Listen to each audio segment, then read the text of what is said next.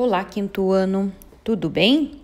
Vamos abrir a nossa apostila em Geografia, na página 29, e vamos acompanhar a leitura do texto A Triste Partida.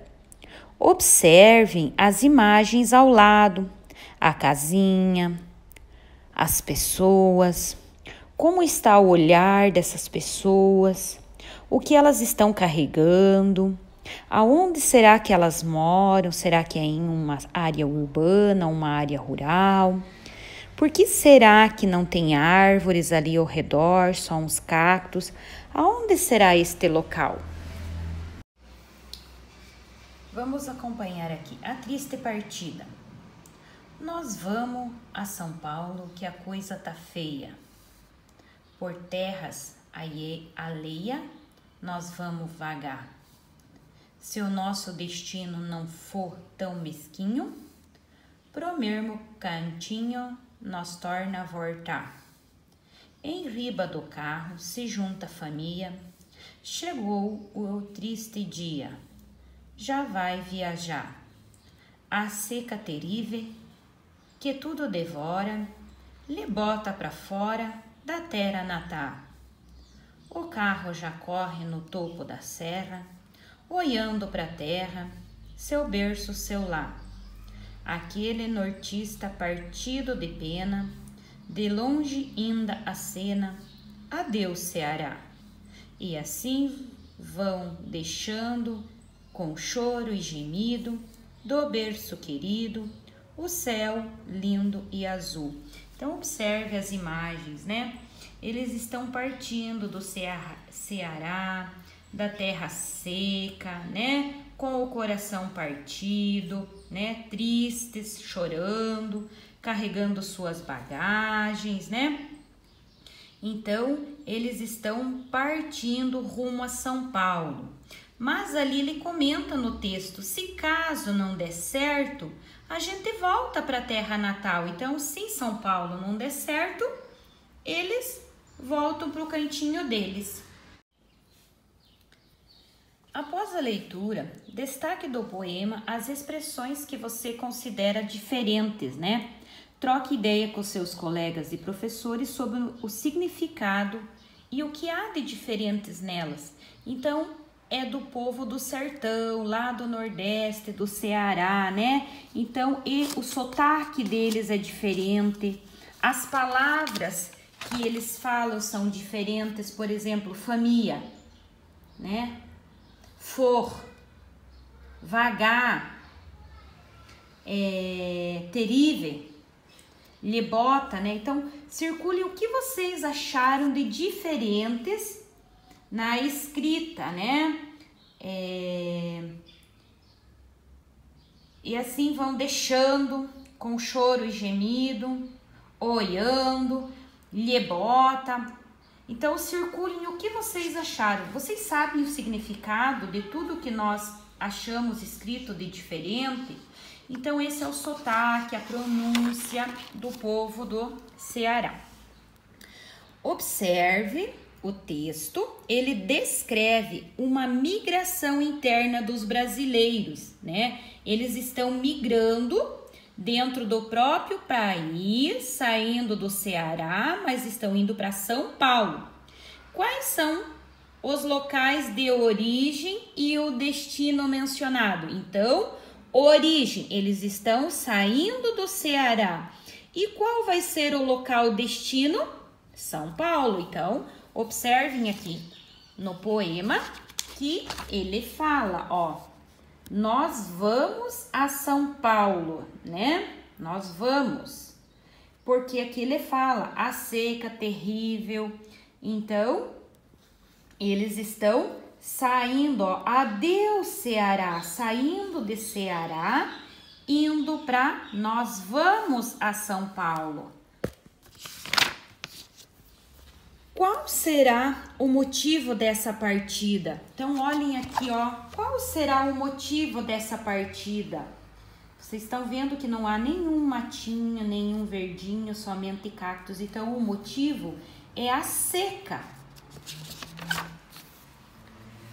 Pinte no texto os os versos que indicam tristeza pela partida para outra terra. Então vão pintar lá, chegou o dia triste, e assim vão deixando com choro, gemido, do berço querido, o céu lindo azul. Então isso indica tristeza, ó, choro, gemido. Eles estão tristes por deixar a terra natal deles e ir procurar uma vida melhor em São Paulo. O migrante do texto deseja retornar à terra. Qual é o nome que se dá a esse tipo de migração? Então, quando o migrante ele retorna ao seu local de origem, ele é chamado de migração de retorno, quando ele volta para o seu local. Então, ali fala, o justificar a resposta, que eles dizem assim: se o nosso destino não for tão mesquinho, pro mesmo cantinho nós torna a voltar. Então, migração de retorno, se eles verem que eles não se deram bem em São Paulo, o que eles vão fazer? Eles vão retornar. Então, isso se chama migração de retorno. Vamos observar aqui o mapa da página 31. São principais fluxos migratórios do ano de 2000. Analise o mapa da página 31, que indica os principais fluxos migratórios no Brasil na década de 2000 e depois responda as questões propostas. O que representam as setas no mapa? Então, elas representam os fluxos migratórios internos ocorridos no Brasil na década de 2000. Então, os fluxos internos, né? Porque aconteceu dentro do Brasil, nenhum foi para fora do país, somente aconteceu dentro do país. Então, representa o fluxo migratório de 2000. Então, essas setas aqui, elas representam o fluxo migratório de 2000. Quais unidades federativas apresentam os maiores fluxos migratórios? Então, os principais fluxos migratórios são São Paulo para Pernambuco, de Alagoas para São Paulo, de Sergipe para Piauí e vice-versa, e outros entre as unidades federativas de São Paulo, Minas Gerais e Paraná no Rio Grande do Sul. Então, aqui a gente observa da onde para onde eles foram, tá? Ó, saíram aqui de Pernambuco para São Paulo, né? Ou de São Paulo para Pernambuco. Então, são fluxos migratórios internos. Qual a principal mudança no padrão migratório do país na década de 2000?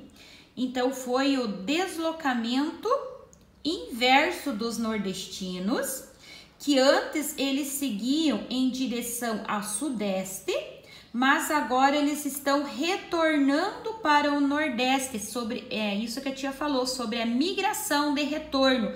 Eles estão voltando para o seu destino. A migração entre as unidades federativas da região nordeste também é um novo padrão de migração na década de 2000. Em sua unidade federativa, ocorreu algum fluxo de destaque, de partida ou de chegada de imigrante? Perguntem aqui para os seus familiares mais velhos. Será que aqui no Paraná ocorreu algum fluxo que teve destaque de partida ou de chegada dos imigrantes? Será que aqui no Paraná veio algum imigrante? Hein? Vamos lá? Então, aqui nós vemos o mapa, né? Os principais fluxos de imigração no ano de 2000. E agora, nós vamos completar com tudo que nós estudamos neste primeiro bimestre, né?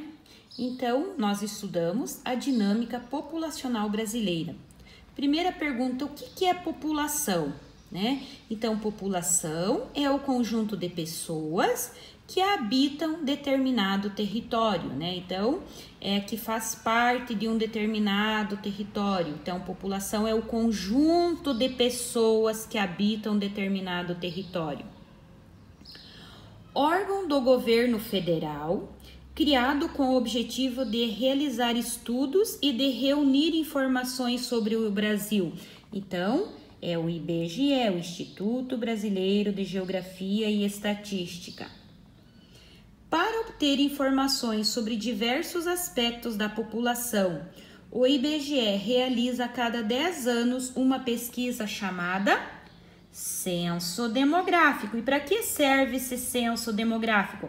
Para saber quantidade de pessoas, se prevalece mais o masculino ou feminino, o grau de estudo, saneamento básico, se mora na área rural, na área urbana, como que é a escolaridade. Então, para isso serve o censo demográfico.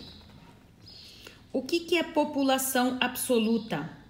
É o número total de habitantes de um município, unidade federativa do país. Então, é a população absoluta.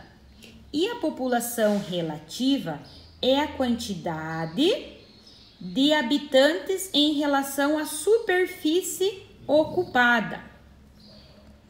O Brasil é um país populoso e pouco povoado. Então, tem muita população, mas ela é mal distribuída, é pouco povoada. A população também pode ser analisada por meio de gráficos chamado pirâmides etárias. Lembram lá da pirâmide etárias que tinha a base e o meio e a ápice? Então, ela também é chamada por pirâmides etárias. Termo que corresponde à mobilidade espacial da população, né? Quando elas migram, é migração interna. E movimentos migratórios que ocorrem dentro do próprio país é migração interna. E termo que corresponde à mobilidade espacial da população é migração. A migração de retorno se refere ao deslocamento de pessoas de voltas às suas unidades federativas de origem. Então, isso é migração de retorno, quando eles vão em busca de uma vida melhor e eles não atingem esses objetivos, eles voltam ao seu lugar de retorno, o seu lugar de origem.